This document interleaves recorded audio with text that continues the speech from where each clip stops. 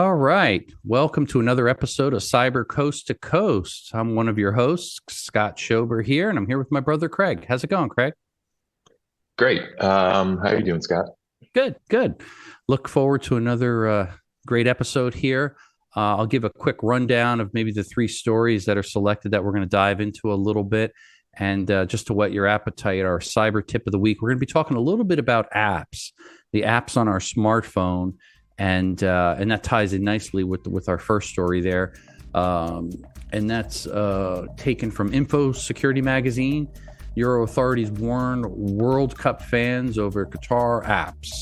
So we'll be talking about that a little bit, the FIFA World Cup and some of the apps used with that. Next story that we're going to talk about is, let's see, from Krebs on security. Our friend Brian Krebs is a great reporter, security researcher. Lawsuit seeks food benefits stolen by skimmers. So we're talking a little bit about credit card skimmers and some of the information there and some of the stuff that we're doing here to help combat skimmers. The third story there is Nokia warns 5G security breaches are the rule, not the exception. And that's from Cybersecurity Dive, the good news story there. We'll dive into that, talking a little bit about some 5G technology and things that kind of parallel a lot of the stuff we do in our business here. But before we dive right in, I do like to thank our sponsors, Dark Kryptonite. Dark Kryptonite stops ransomware, malware, and phishing in their tracks, eliminating cybercrime, fraud, and information warfare. Dark Kryptonite utilizes advanced blockchain algorithms and zero trust models. You can learn more on www.darkkryptonite.com. And just to note, kryptonite is spelled with a C. So check out some of the great stuff that they're doing. All right. And as I mentioned there, well, this is a kind of a popular time of the year, Craig. I don't know if how much of a fan you are as far as the World Cup, but I'm starting to hear about it a lot more now in the news, on the internet there. And I thought it was an interesting stat that I kind of stumbled across there was I think it was in 2018, the World Cup had viewership of about 3.5 billion people, which I never realized they had that big of an audience. But then this year, the predicted viewership is supposed to be over 5 billion people around the world watching the FIFA World Cup. So that's a pretty big audience when you think about it. I don't know how many people there are in the world right now, but Oh it's a lot. yeah. I think we just crossed 8 billion, I believe, which is a crazy number. Thinking Yeah. back, I remember going, to elementary school, I think, and we were told there were maybe 3 to 4 billion at Yeah. that Yeah. time. So in So less it than doubled. my lifetime so far, it's doubled. Yeah, it's crazy. Wow. That's a lot of people. It's pretty amazing. So, any event, well, how does that affect people? How does this story affect people that Info Security Magazine talked about there? And they mentioned that the European authorities warned FIFA World Cup attendees against downloading the official tournament app, and it's named Haya, as well as a healthcare app. And I can't even pronounce that. Eteraz? Enteraz, it looks like, yeah. Yeah. And the part that's interesting, they mentioned that the two apps may collect location data without permission. I stopped right there and I said, well, yeah, no surprise. Isn't this a common thing? We've talked about this before. There's so many apps on our smartphone that are collecting data about us. And I think it's not that big of a surprise. How bad is it as far as security? I don't know. It depends who you are and how paranoid you are and what kind of privacy level you want. But realize when we do download apps under the terms and conditions, when we hit that agree or accept, what we're doing is we're opting in, we're agreeing to allow them oftentimes to collect a lot of this data. Now, the Mhm. caveat here is it's saying that these two apps may collect location data without permission. Therefore, even a privacy advocate or somebody that really is concerned may read this and say, oh, okay, well, they're not collecting data about me. I'm not opting into any of that. If they do have concern, but they're saying that they still are. And I guess that's kind of a gotcha there and a Yeah, a little bit big concerning. big chunk of this story to me is about transparency and consent. Yeah. You got to be transparent with your users. Have a pop-up appear when whether it's trying to access your um, camera roll or your audio files or your GPS, something on your phone, it should ask permission and it should get consent from you. So you could say okay or not.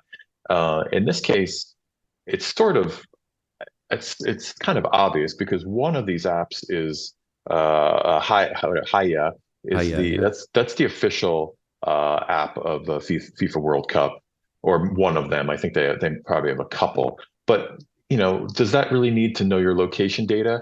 Possibly, because you can only buy certain authorized merchandise when you're at the stadium, and it unlocks that virtual store when it sees that you're there. And so, do you need to, can you assume that it's looking at your GPS to know where you are? Probably, but that doesn't matter. I think yeah, it should tell you what it plans to do and abide by those rules, yeah, So yeah, if you say no, then it will say, sorry, you're gonna have to turn your GPS on in order to do X or Y. yeah, And in the other case, this Enteraz app, it's for contact tracing. So that's, yeah. COVID and other healthcare issues. That that is worthless app without GPS on, for instance. So Sure. you would think that yes, they would be clear, but then they would follow through in what they say. And if you say no, I do not want you tracking me, then you're basically opting out of using that app altogether, because without geocoding, contact tracing is completely useless. Yeah, yeah. So again, it's Hmm. are they trying to do the right thing? Maybe, but they're not doing it with transparency and consent like you should do. Yeah, and maybe that's a better way. Like you, to your point, if they were being transparent, they would explain the reason. I would assume they could probably argue, hey, if you're using the Haya app as a fan, you're a paid fan. And that you have digital tickets that reside on your phone. And if you check in at 8 p.m. to watch the game, and then suddenly an hour later somebody else shows up and they've stolen tickets or copied them or hacked into your phone or whatever, and they show up at the entrance gate an hour later, they're going to say, wait a minute, he already checked in, let's check the geolocation, stop, don't let this person in, these are stolen tickets, something like that. Maybe it's for security features, who knows, but just Mhm. being transparent and explaining the reasons why would probably help alleviate some of the concerns from fans and things like that. And it did mention a number through, it was cited throughout the story, different organizations that kind of put up all their warning flags there, from the French, the German, Norwegian Data Protection Sea Authority. So it's multiple countries, and obviously there's a huge fan base since this is a global game that's going to be watched by, more than half the world, I guess you could say.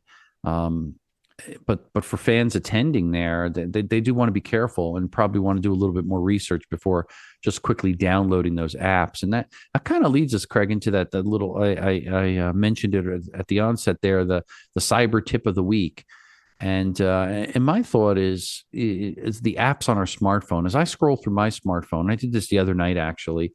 I realized I still have a lot of apps that I don't use that much. I download them for whatever reason. It could be a game, it could be a program to do this or that, or I'm buying something, but I've only used it once and that's it. And it's residing and sitting on my phone. And then when I go to look at the actual permissions and dig in a little deeper, I realize that I'm allowing them to have some level of access to my phone or geolocation or sites that I visit, so on and so forth. So my tip of the week is, if you haven't used an app in the past month, delete it, because these apps collect a ton of data about you and you're giving it away for free. The average smartphone, the latest statistic as of 2022, the average smartphone has between 60 and 90 apps installed on it. It's more than a couple of years ago. So it's going up and up and up. The number of apps people are downloading and leaving on there. And the majority of mobile time that's actually used by apps is spread out usually between three apps only. So that tells you, Mhm. three apps are doing about 90% of the work for you. The rest of them are just sitting there. Something to think about. A nice little tip there: do a little house cleaning. Go on your smartphone or your spouses or your kids and see if they're not actively using that. And you could look too and see how much time they've actually spent on them. If they're not using them, delete it, Yeah. and it's going to let your phone run a little faster, and you don't have the fear that somebody's collecting tons of information and kind of surveilling you. Yeah, I've got an even easier way to do that. You can, at least on iPhones through iOS, you can Hmm. go into settings and then choose the App Store pull down. And towards the bottom of that menu, you'll see offload. There's a toggle to offload apps automatically that haven't been used in 30 days. That's what I've been doing for the past couple years. I find, once every couple months, I'll need an app that was offloaded. So I'll just quickly re-download it again. Hmm. But I have over 100 apps on my phone, Yeah. like images of them, but only about 25 apps do I still actively have on my phone with all that data because I use those daily Hmm. or semi-daily. A ton of them, pages and pages I scroll through all the time, are just old games, old utilities, old apps of all types that I used once or twice, I forgot about, whatever. And I don't like them lingering on my phone, and I don't like the data that lingers, because remember, if these people are ripping your data and storing it somewhere on your phone, that means if someone gets a hold of your phone and hacks it, now they have data that was ripped off from those apps. So it's like a double whammy, a thief stealing from another thief. Yeah, so true. And that's a good tip there. I like that. I'm going to actually set that up on my smartphone. That way you don't even have to think about it and check every once in a while. It just does it automatically. It's a great idea, especially for iOS users there. Okay, just as a friendly reminder, we want to again thank our sponsor, Dark Kryptonite. They stop ransomware, malware, and phishing in their tracks, eliminating cybercrime, fraud, and information warfare. Dark Kryptonite utilizes advanced blockchain algorithms and zero trust models. You could learn more if you go visit their website, darkkryptonite.com. And it's kryptonite with a C. Check out some of the great stuff they're doing. All right. The next story comes from a colleague that I've been following for years. And you and I, we've written about him in tandem. And a lot of our research parallels a lot of the things that Brian Krebs does. And he's just a great reporter, former Washington Post reporter, focuses on a lot of Russian cyber criminal gangs and spam. He wrote a great book, Spam Nation. I did a book Mhm. review on that a number of years ago. Really enjoyed it, and I got to give him credit. He really does his homework, and he's a gifted writer. So when you want to learn about things that are security and cybersecurity, but also read and get the deeper details, he's the man to turn to. So I'm glad this story we kind of uncovered some nice things there. And the title of it is Lawsuit Seeks Food Benefits Stolen by Skimmers. And I think if you follow the headlines, and I do follow this a lot, and you probably do too, Craig, since we make some skimmer detection tools within our company, the problem I would think would have slowly waned off, but it seems like it's increasing in frequency. Skimmers placed in gas pumps. We talk about skimmers in ATM machines, skimmers in all kind of point of sale terminals at stores. The list goes on, and it hasn't gone away just with the chip and pin that we all would think that are embedded in our credit cards. So it's an ongoing issue. And in this particular story, to kind of set it up, it mentions that he reported on nonprofit organization is suing the state of Massachusetts on behalf of thousands of low income families who were collectively robbed of more than $1 million in food assistance benefits by card skimming devices secretly installed at cash machines and grocery store checkout lanes across the state. So this is really isolated to the state of Massachusetts, but it does not sound like a very small. It sounds more like it's a sophisticated crime ring. If they've stolen more than $1 million already, Mhm. that's pretty severe. Yeah, I don't know. What do you gather from this? It's not necessarily a targeted attack against these people. No, I think it's just wrong place, wrong time. They happen to exactly. use their card to get this government assisted food program at a 7-Eleven, let's say, for instance, and that little card swiper had a skimmer over top of it, or maybe they used, I don't know if this food program covers gas or whatever, but maybe they used it in a gas pump for whatever reason. Um, yeah, I suppose they're just another subset of victims from skimmers because we all use cards, especially in the US, cards that rely on mag stripes, and those are all very susceptible. At least the most Mm, popularly are susceptible to the skimming attacks because all you need is a second magnetic little head slipped in there in that yep. skimmer, and now you think your transaction's going through and you get what you want.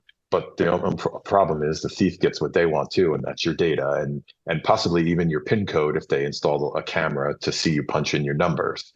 Yeah. Yeah. I think the other thing that, and maybe it kind of does talk to some point to your point there, this rash of skimming incidents disproportionately affects those receiving food assistance via state issued prepaid debit cards. So these prepaid debit cards, I believe, are mailed to them and it's got the mag stripe on it. And they call it Mhm. the SNAP program, Supplemental Nutrition and Assistance Program.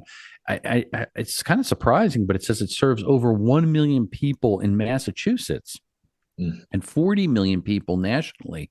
That's a lot of people that are getting assistance there for food, and it speaks to the challenges, I guess, with the economy in the United States, where it's really sad that some people are just struggling to put food on the table.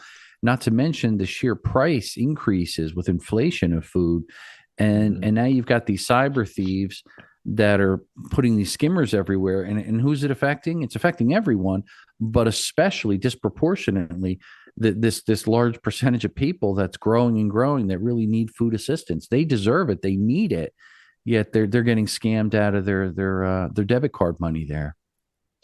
Yeah, and I don't know about, but I can only gather. But since it's a debit card, the money is being withdrawn from the account, and there might be no recourse. I don't know if this is a federally funded or a state funded.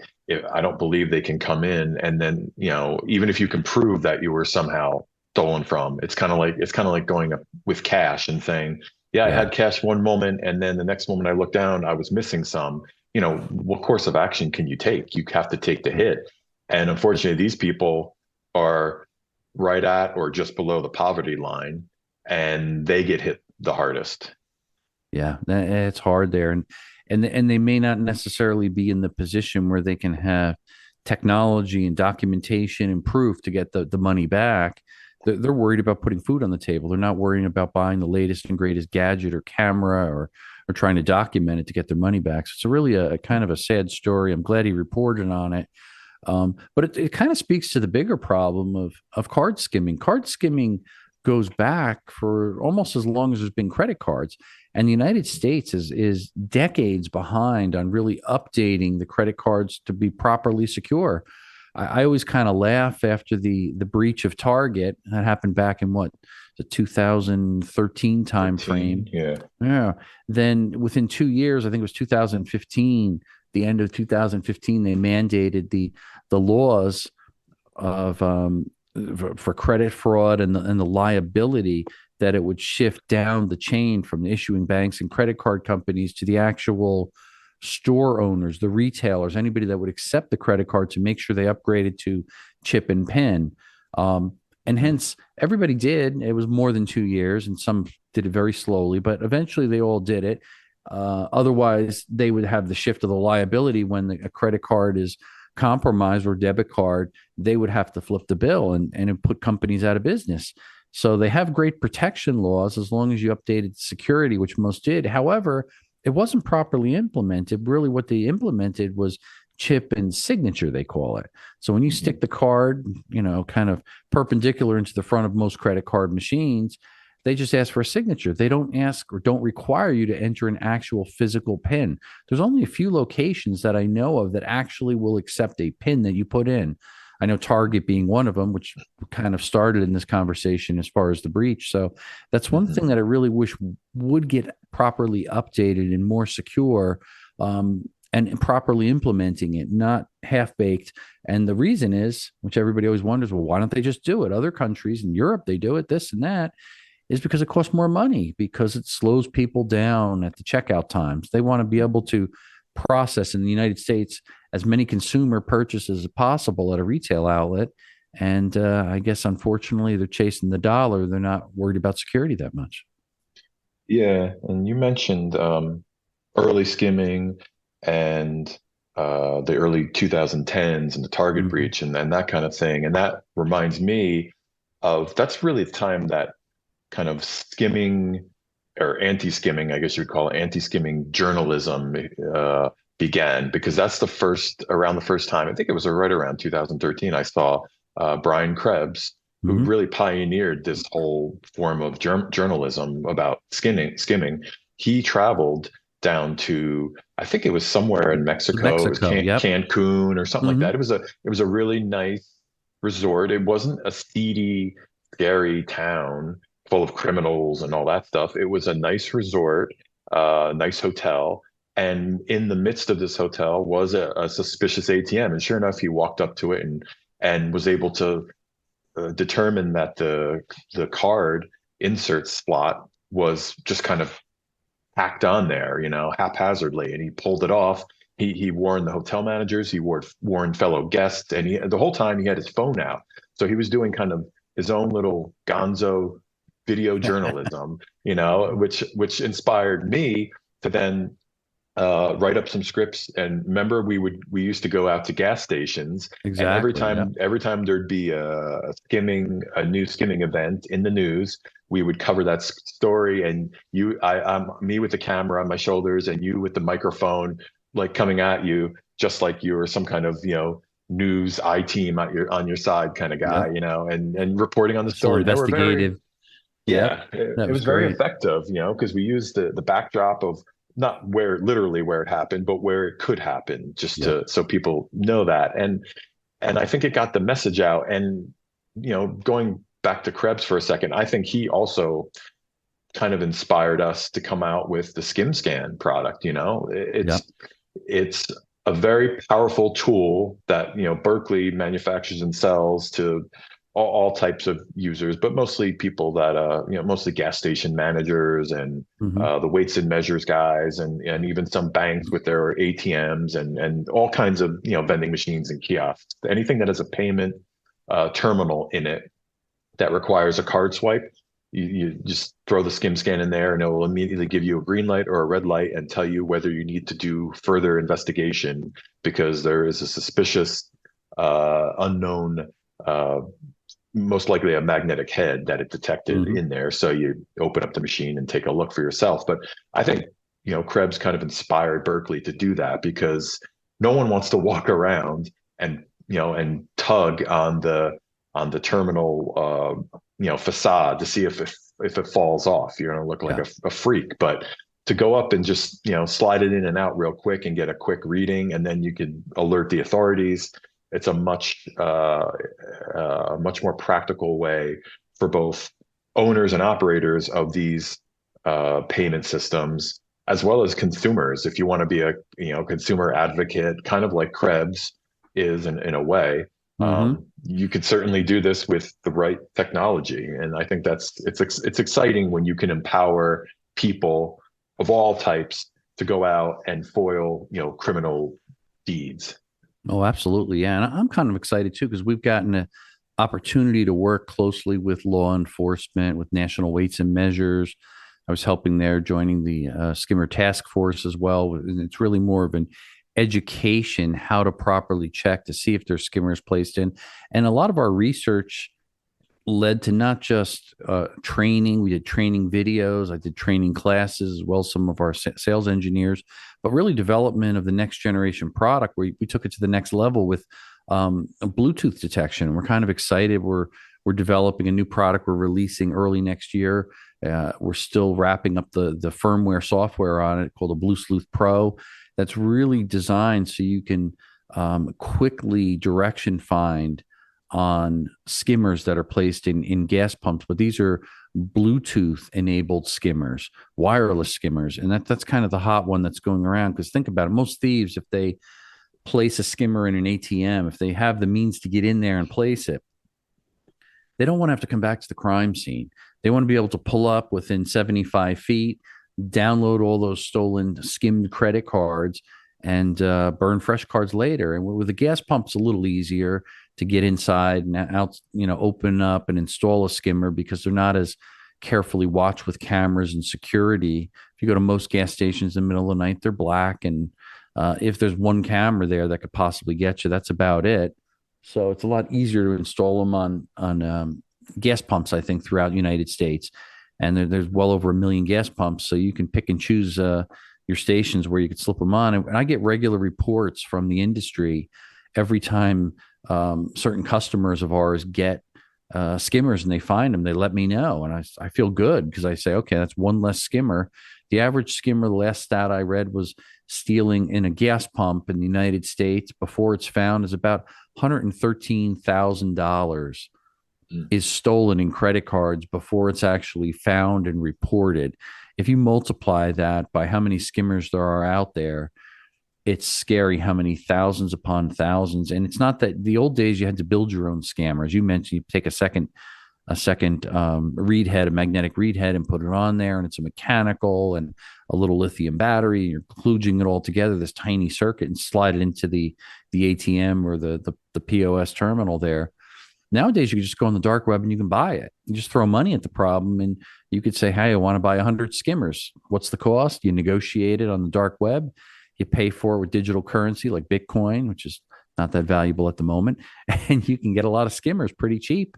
And you're in business, and the average guy is making several $100,000 a month just collecting all these stolen credit cards, and then they in turn go back to the dark web and they sell all these stolen credit cards to other cyber thieves. So it's an endless circle. And between law enforcement and cyber criminals, it's kind of a cat and mouse game. As fast as they pull those skimmers out, new ones get put in, and they keep going and making money. Oh yeah. And while we're throwing out stats, this one blew my mind. So I added it actually to our webpage for the Blue Sleuth Pro. According to FICO, U.S. Card skimming fraud has grown over 700% in the first half of 2022. So that shows you it's not going away. We could come up with 1 million anti-skimming devices and sell 1 million, and it still wouldn't go away. This is a growing problem, and we need people. We need first and foremost, I think we need consumers to be alert. Mm-hmm. Secondly, we need law authorities and law enforcement to be, properly armed with the right technology to fight this, fight it faster, fight it more effectively, whatever it takes.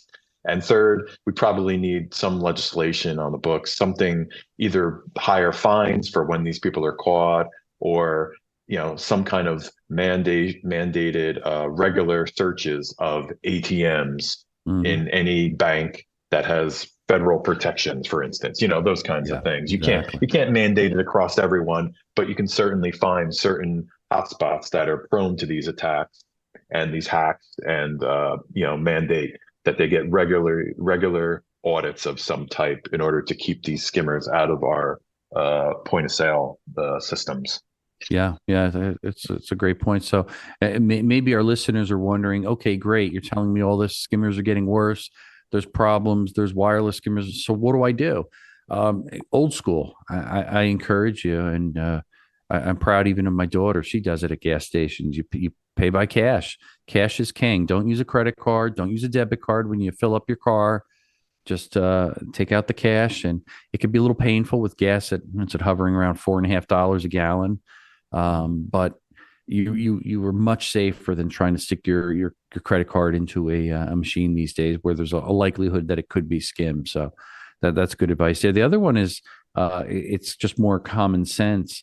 Always try to use the pump toward the center of the gas station. If you're on a highway, like for us, like New Jersey Turnpike or something, you pull into a rest stop to fill up, there may be 50 gas pumps spread out, and some of them are pretty far apart.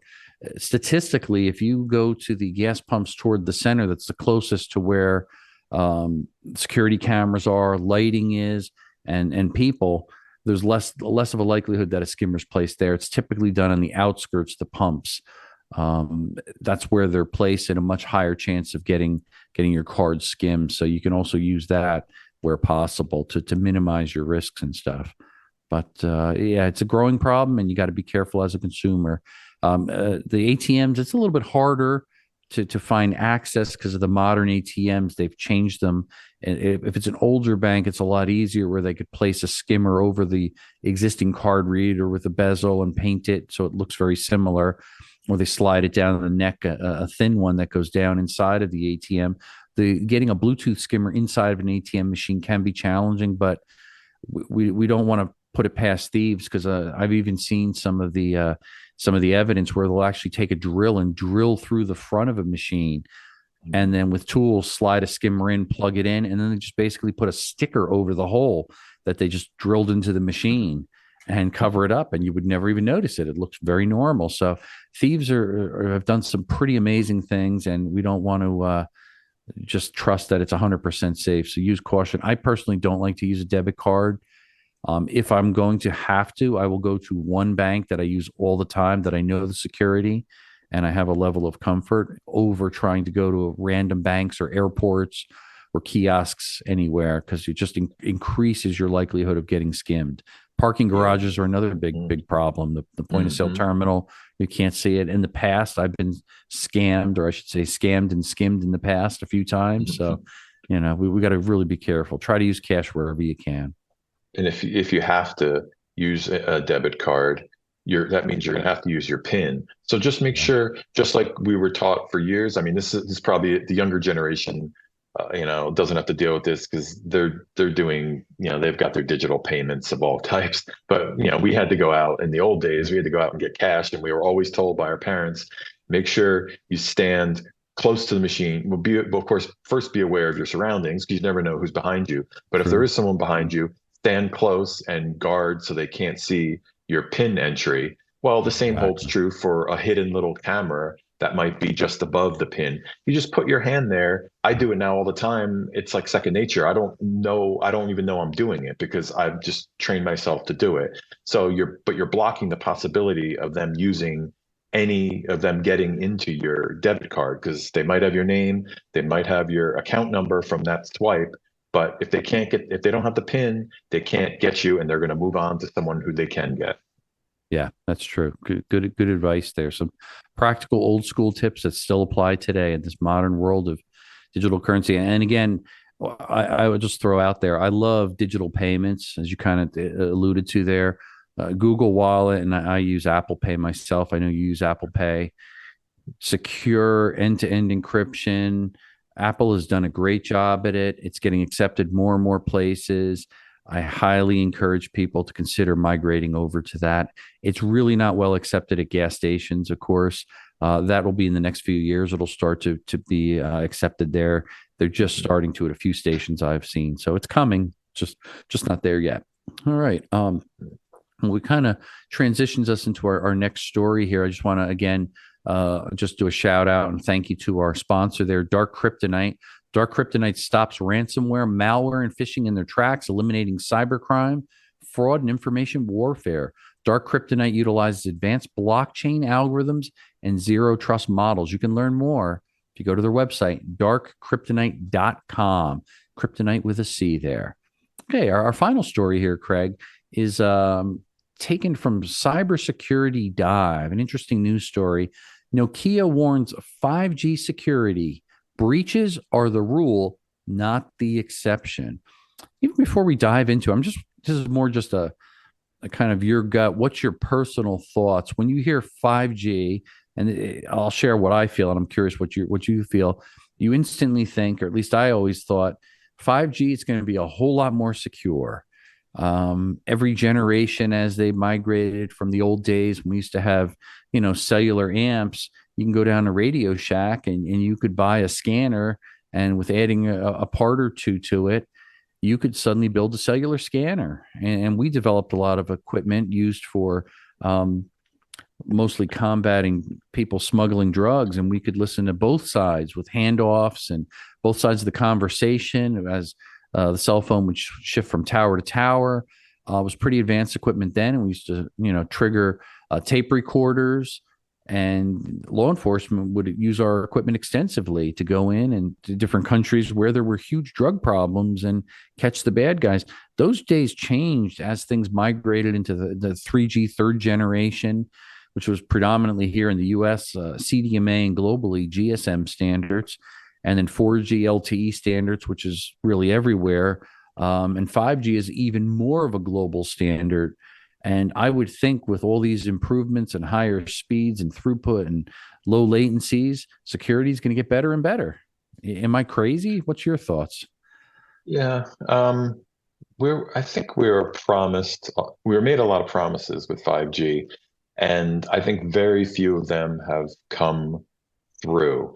And I don't remember too many security promises, but I assumed that it was more secure. And I think that's part of this problem that has been plaguing 5G, and it's kind of like a hype train. They've been running now Yeah. for years and years. I remember before it even officially launched, there were questions already about like, will it really be as fast? Will it really deliver low latency? Is it robust enough to handle, X amount of users on and all that stuff? Security wasn't even an issue. It wasn't spoken about back in the early days. And then they launched it, and we saw that the speeds were lackluster in the US. There's peaks in areas. I remember checking as soon as I just got the iPhone 14 Pro, which is the second gen. I think the 13 was Apple's first 5G, and this Mhm. is kind of the second year of their 5G. So for all I know, I believe it might have had a faster modem in there. But I remember I ran around and did speed tests, and in most areas I was clocking, 20 to 30 megabits. Yeah. Nothing special, nothing that 4G couldn't do 10 years Yep. ago easily. One area I did see it jumped up to like 350 megabits a second. I was like, oh, that's Well, great. It wasn't anywhere near my home or yeah. anywhere I Useless. travel to. So it did those people that live there, good, but not me. So Yeah. I guess my point is that the speed and the latency promises were kind of, they didn't quite deliver on their promises. And I think security is kind of in the same boat. I didn't get the sense from this story that security got worse or it was just terrible and it's unrepairable.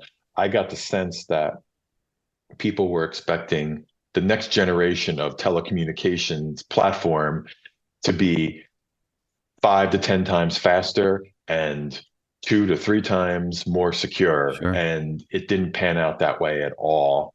And I think that's what we're kind of starting to see now. We saw that already in stories about the speed problems, and, not supporting millimeter wave and how Yeah. close you have to be in I don't know if there's transponders you have to have on every block practically to get those true speeds.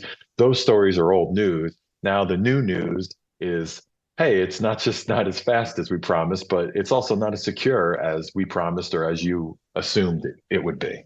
Yeah. And I think the other thing, maybe in 5G's defense, maybe it's not in 5G's defense, depends upon how you view it.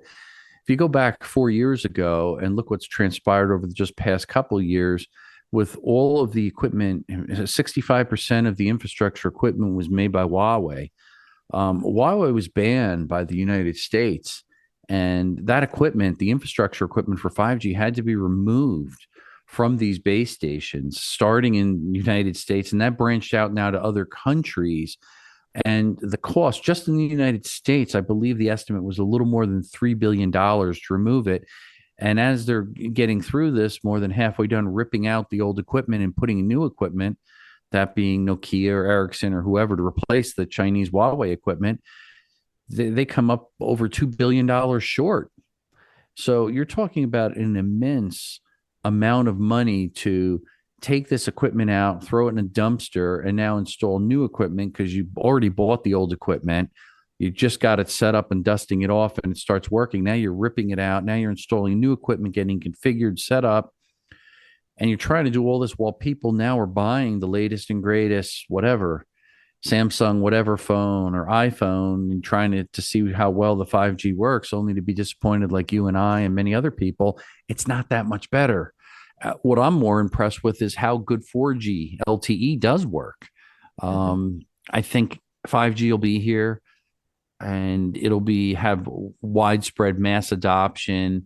And once enough people migrate over to the platform on their phone with the next year or two to come, it's going to get better and better, like everything else.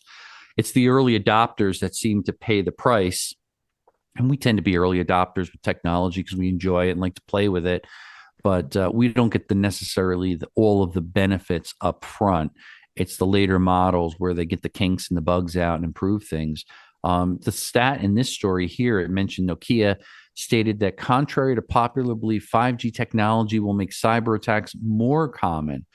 4 years after 5G technology was widely released, 7 in 10 companies are reporting cyber attacks. Now, again, there could be a lot of reasons for it. One other reason I think is just look at the number of people that are using IoT devices and IP-based phones and other things that are running on and through these 5G wireless networks. So we're all interconnected. Everybody's car has got a cellular modem in it. It's a 4G LTE modem or a 5G modem. So if you think about that, it's increasing the chances and the overall attack surface that you can now work and exploit some of those vulnerabilities there. And then the spinoff of this, they mentioned more than 4 in 10 respondents in a survey stated that their security staff spends 40% of their time dealing with tasks that could have been automated earlier, but were not. So I think what I kind of get the sense is this quick push and rollout for 5G technology was a stop start.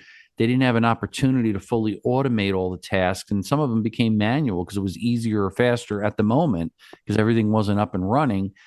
And you kind of get stuck with how you're doing it, and it's hard to now go backwards and fix things to make it more efficient and solve some of those problems. So it's unfortunate, but 5G technology is great, but perhaps the planning on it and reality of where we are in the economy and the global standard just didn't all sync up at the same time, maybe overhyped a little bit. Yeah, and you made a good point too about the Huawei infrastructure being pulled because what happens in the midst of that. You're having to patch these giant broadband networks up with equipment that we're still trying to deploy ourselves. We're still, Yeah. and so on the one hand, maybe in the macro sense, it might make the US more secure to not rely upon Chinese-made telecom equipment so much. But in the other sense, in the micro sense, in the meantime, you can almost count on the fact that there's less security. So you have Yeah. you True. have Chinese state and Chinese companies not happy about the move that the U.S. Continues to make, but Chinese hackers and hackers around the world, they might think differently and say, "Oh, this is the perfect opportunity for us to strike because the U.S. is only half covered and half configured, and they're running some of these things at on default passwords or whatever the problems are, and we can take them down much easier than if they kept the Chinese made infrastructure up and running." Yeah, yeah, and I think the one maybe the silver lining or some of the good things, at least it's being brought up, it's being talked about. We're talking about it now, but even the government, CISA, back in May earlier in 2022, they brought it up, and the agency released a 5-step plan for organizations that they could use to evaluate their 5G security level. So the government is telling you, hey, get out there and go through this 5-step plan and see how secure it is, how your implementation of 5G, so you can update it to make sure that you're staying safe. And I think a lot of the things that have been done there within CISA are good. The director, Jen Easterly, I think she's done a good job stepping in there and making some adjustments and making changes to make things safer from a national security standpoint, and working with not just the government agencies, but also with the private sector. And I think when they work together, a lot can be done. So I kind of applaud CISA for kind of standing behind this and pushing things through and coming up with plans and actionable items to make a difference. That's really important. It's not just talking about it, because too many government agencies and politicians talk about all the problems, just like we talk a lot about the problem, but give some solutions, give some tips, give some guidance so we can improve the safety, be it as a consumer, as a business owner, for the larger enterprise level companies. I think that's really important, giving people actionable items so they can fight back against these cyber criminals. That will make a difference. Well said. All right. Well, as we wrap up here, I just want to again thank our sponsor, Dark Kryptonite. Dark Kryptonite stops ransomware, malware, and phishing in their tracks, eliminating cybercrime, fraud, and information warfare. Dark Kryptonite utilizes advanced blockchain algorithms and zero trust models. I encourage you to go visit their website, darkkryptonite.com, kryptonite with a C. And as always, we like to just thank you listeners for taking the time to listen to us share some of the highlights for this week's stories that kind of stood out to us and some of our cyber tips. This podcast is available on YouTube, Spotify, Google, iHeart, Amazon, and many more platforms. If you like what you hear, please subscribe and review our podcasts. And of course, if you have questions or comments, we welcome them, good, bad, or ugly. Direct message us on Twitter. You can use my Twitter handle at ScottBVS. You can also visit my website, scottschober.com, for more information. And guess what? If we read any of your comments, your questions, your criticism, doesn't matter what it is, on this podcast, we're going to send you a choice of a signed copy of one of our books. It could be Hacked Again, Cybersecurity is Everybody's Business, or Senior Cyber. You can pick up any of those copies also right on Amazon as well. So again, thank you all for listening, and I encourage all to tune in next week for another episode packed with cyber news, tips. And this is Scott Schober heading out, and I'm saying stay safe to everyone. Bye now. Bye-bye.